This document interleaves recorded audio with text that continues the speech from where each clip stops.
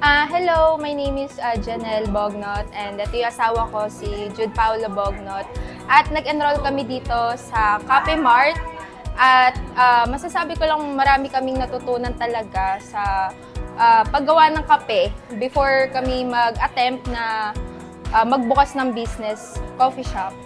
So, marirecommend ko siya kasi hindi lang nila kami tinuruan kung paano gumawa ng simple coffee. Maraming proseso pala.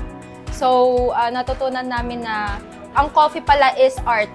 Like, hindi lang siya talaga paggawa ng kape, beans, machine, tas yun na.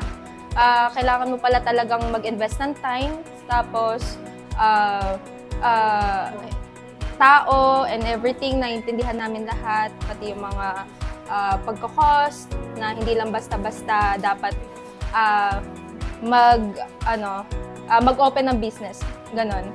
So, ayun, lastly, thank you sa Cafe Mart dahil ngayon, lumawak na yung knowledge namin na hindi lang kami basta-basta magtatayo at meron kaming knowledge para gamitin ito doon.